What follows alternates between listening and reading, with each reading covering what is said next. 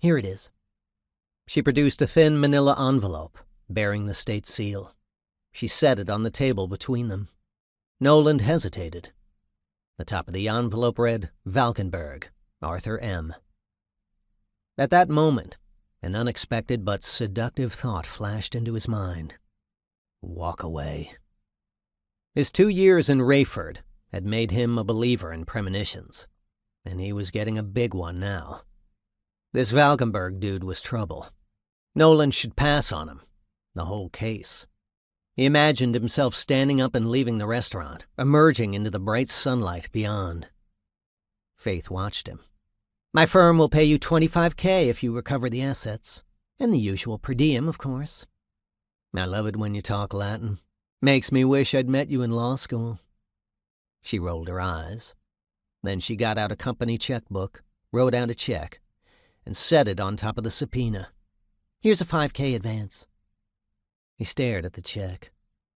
If it had come 6 months earlier, when he'd been flush, he could have turned it down easily. But once again, fate had conspired against him. His last big case, which had involved digging up dirt for a lawsuit, ended badly. The client had ended up suing Noland instead, and Noland had settled with him for $10K.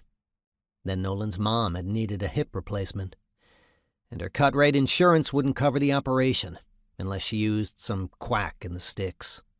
So Noland paid for a surgeon in Orlando. Another $20K gone.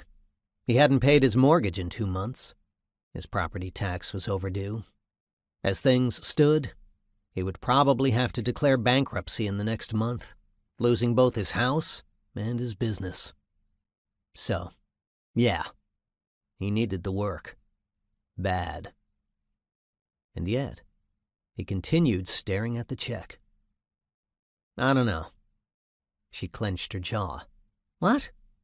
"I'm getting a bad vibe." "You are a bad vibe. That's why we pay you." "No, I'm serious." Instead of replying, she reached back into the briefcase and came up with a glossy 5x7 photograph. She placed it on top of the check and the subpoena, the stack of papers growing rather thick now. Noland reached out and took the photo. It was a shot of 2 men wading into a river, whose dark surface was ruffled with whitecaps. Each man held a fishing rod cocked at the same angle over the water. The first man was Bisbee, dressed in some dorky Eddie Bauer gear, but totally recognizable, his grin unexpectedly real, involving both his eyes and his mouth, as if he had just won the lottery